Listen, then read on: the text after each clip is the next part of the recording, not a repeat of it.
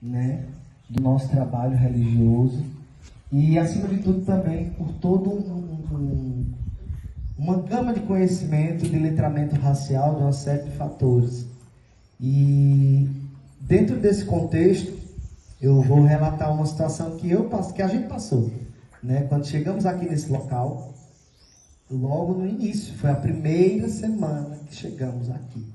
A gente estava na maior expectativa, né? Fizemos toda a reforma do local e pintamos e tal, e tal, e tal. E, obviamente, vamos abrir a casa.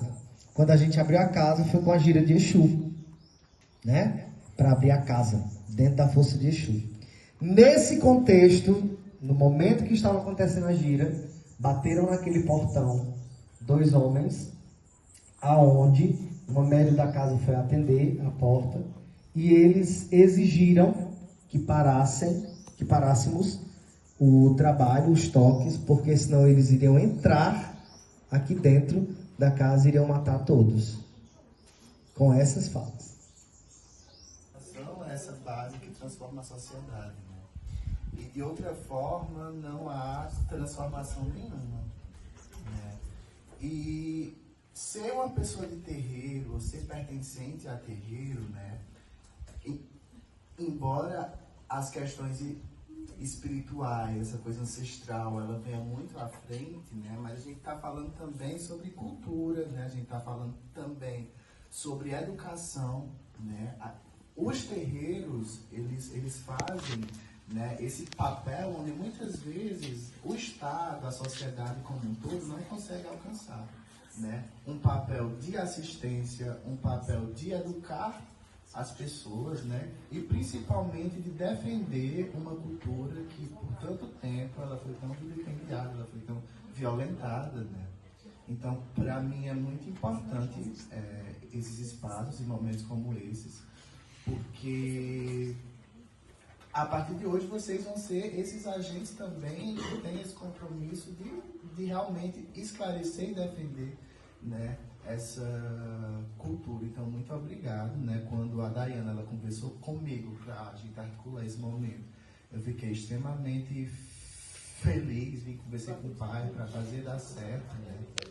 Então, realmente é um momento muito especial, porque é isso, né? Eu acho que o terreiro, cada vez mais, ele tem que estar dentro de todos os espaços, né? Principalmente dentro das escolas. Haja vista que a gente tem, inclusive por lei, a lei 11.645 de 2008, que obriga, né, o ensino, né, da cultura africana e indígena dentro das escolas. E a gente só constrói esse ensino através dessa troca, né? Porque aqui dentro a gente produz muito conhecimento, sabe? A gente produz muita sabedoria. A gente resguarda culturas milenares, né? E é uma pena que ainda tenha muita gente que não consiga acessar e beber dessas fontes, dessas sabedorias e dessas culturas que elas são milenares, né? Então eu fico muito agradecido e feliz, e eu espero que a gente possa se encontrar mais vezes para conversar sobre outras coisas e para desenvolver também outras ações. Muito obrigado. Ele era amigo imaginário, né? E aí tinha sempre Dolores e João do Mar. E eu não conhecia, ainda não andava em terreiro nesse tempo. E sempre era Dolores, João do Mar. E eu tinha o ponto de Dolores, que também era uma musiquinha, eu chamava ela para vir brincar comigo, né? E aí, ao longo de vários anos, aí eu sempre tive a presença de Dolores e João do Mar. Até que teve a primeira vivência que eu pisei num terreiro, e veio Dolores e veio João do Mar. E minha família, assim, ó. Ei, é teu nome que tu chamava, depois é. Até que eles vieram até a mim e falaram que eles realmente brincavam comigo desde criança. E, inclusive, foi nesse primeiro momento de terreiro que minha mãe estava passando algumas situações complicadas e eu pedi para João do Mar, que era a entidade que eu brincava desde criança, que ele desse o emprego da minha mãe. E ele só pediu uma vela azul e minha fé, que ele ia dar. E minha mãe ela é compulsada até hoje, né? Então, assim, são vivências que a gente tem e que, assim, a gente tem que saber distribuir muito bem. Para muitas pessoas eu vou ser esquizofrênico, né? Para mim sempre foi minha fé e minha ancestralidade agindo. Então, assim, que são casos e casos, mas entenda que você não está só e que isso não é feio, e que isso não é terror, né? E que isso é lindo, a ancestralidade viva que habita em nós e que está tudo certo, que está tudo lindo, né? A entidade acontecer, mesmo sendo um erê fora do terreno, vamos supor, é um erê que tem muita conexão com água, que ele descia no meio de uma cachoeira ou numa praia, obviamente sem ter muita pessoa por perto. É positivo? Acontece com muita pessoa e sem muita pessoa. Acontece todo dia. É assim, o que acontece, né? Vamos lá. Esse processo, ele pode acontecer, certo? Isso já aconteceu outras vezes, porém, ele não é indicado, né? Acontecer. Por isso que o médium, ele passa pelo seu trabalho de desenvolvimento para saber controlar essas energias, entende? Justamente por conta dos riscos que ela pode ocasionar, né? O processo da manifestação é um processo que deve ser entendido, compreendido, porque é uma responsabilidade muito grande, né? É o seu corpo, é a sua matéria, então isso precisa ser muito bem compreendido. E acima de tudo, você precisa também entender que espaços externos não são espaços preparados para uma manifestação espiritual e um trabalho, quando não é conduzido. Mas digamos, eu estou com o médium, né, com todo o aporte assim da casa, enquanto sacerdote, estou com o médium na cachoeira fazendo um procedimento dele de lavagem de cabeça, vamos supor, e o mentor dele vem em terra, ok, sabe, tá dentro desse contexto, sabe, tá tudo ok. A gente está em determinado lugar, em determinado ponto de força, que aquele mentor chega dentro de uma condução espiritual, bacana. Agora, avulso, aleatório e alheio, sem suporte, sabe? Sem direcionamento, aí já é um risco. Já é um risco. Tá. Tá, só encostar o Meu nome é Vitória Emanuel, eu sou do 2º ano A. Eu não sou uma pessoa que fala muito, não sou uma pessoa que sabe falar muito também. E, na verdade, eu não sei muito o que eu vou falar agora. Eu não sei muito sobre o que eu vou falar agora e também não sei muito com quais palavras eu vou falar. Mas eu vou tentar aqui. A professora Giane me empurrou. Externalize.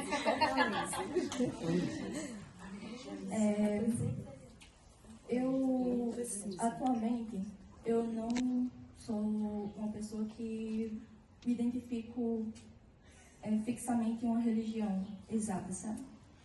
Eu me considero agnóstica, entre aspas. Mas eu tive uma proximidade muito grande com religiões de matriz africana, principalmente a parte da espiritualidade. Eu tive algumas vivências também, que hoje vem se investigando se realmente foi uma vivência mística ou então se foi alguma coisa relacionada à esquizofrenia, alguma coisa do tipo, porque eu já tenho algumas questões já mentais. Eu tenho autismo, tenho TDAH e atualmente, sim, tenho ansiedade generalizada e atualmente estou investigando psicose infantil. Mas essa vivência que eu tive, eu falo assim, vivência, porque foi realmente uma coisa que ainda hoje eu levo muito para mim. Eu era criança ainda, eu acho que eu tinha uns 6 para 8 anos, assim, nessa faixa etária. E eu tive a visão de um homem na casa da minha bisavó. Tava só eu e ela lá, no caso, nesse local que era a cozinha, só tava eu mesmo.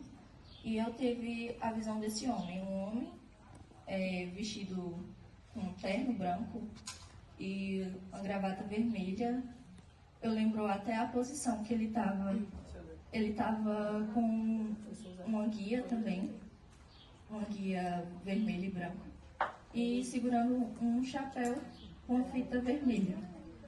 Só que eu não conhecia, eu não tive nenhuma proximidade com nenhuma religião de matriz africana, até porque eu sou de uma família muito, muito católica, muito religiosa e muito intolerante religiosa também.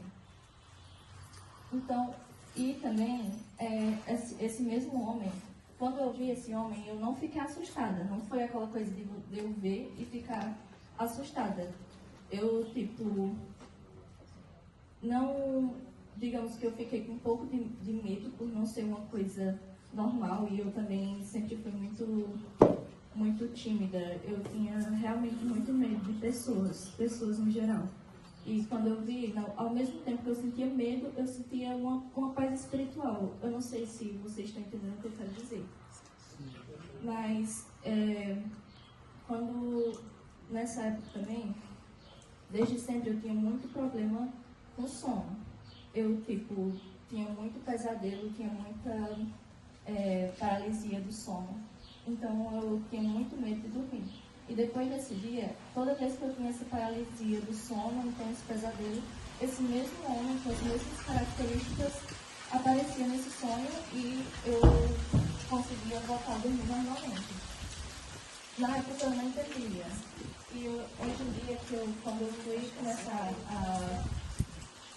as portas se abrindo realmente para o mundo e eu conheci a religião, a Umbanda, eu me toquei que poderia ser uma entidade que é muito conhecida. Só que eu não poderia dizer se era ou se não era, porque eu não tenho iniciação, eu não tenho nenhuma mentoria sobre isso.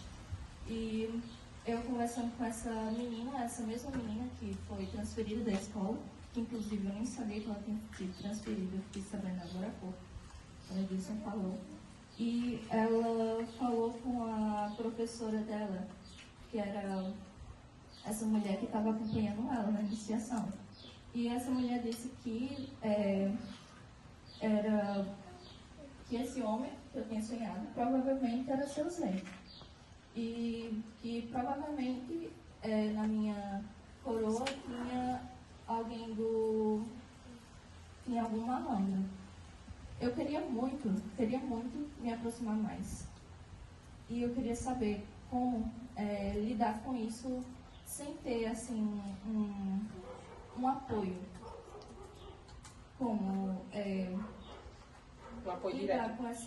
com essa energia. Como me aprofundar nisso sem ter digamos, um apoio direto. Uma pessoa guiando, sabe? Do segundo turno da escola do Saraiva. E eu fiquei impressionado quando o Senhor, quando eu assim posso informar o Senhor, né? Sim.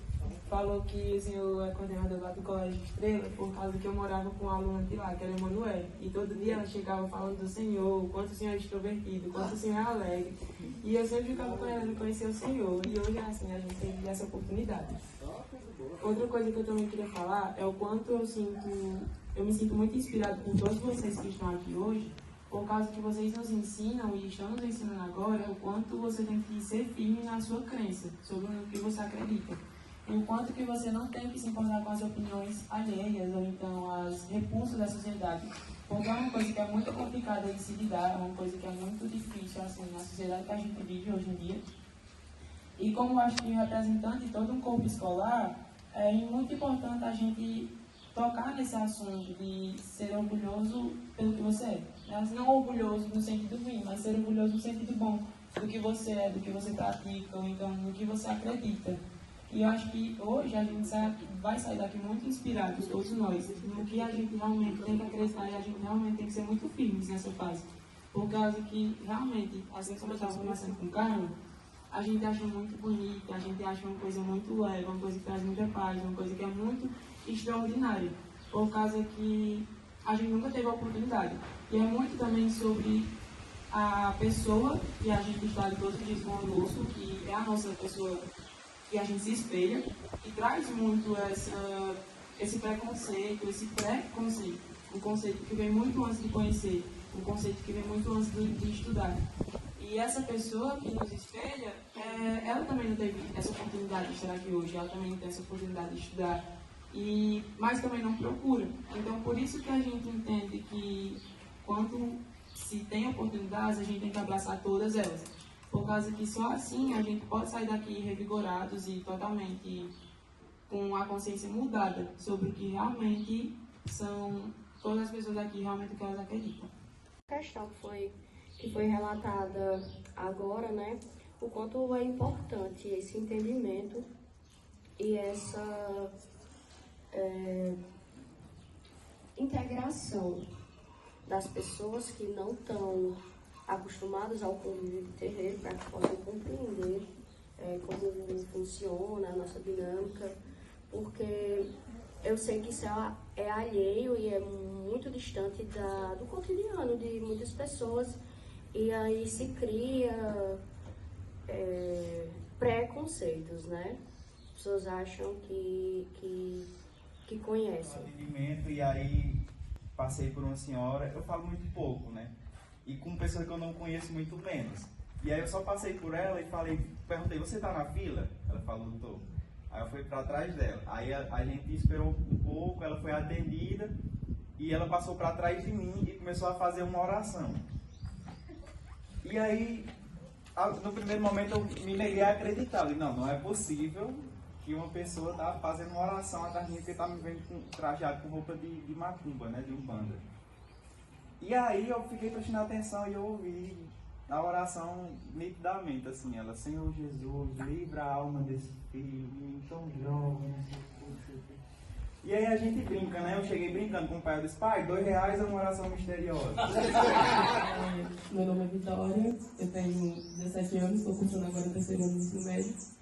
E eu acho que todo mundo que veio chorando, porque... eu vou chorar, não dá, se tiver ajuda. Eu acho que é o meu sonho estar aqui.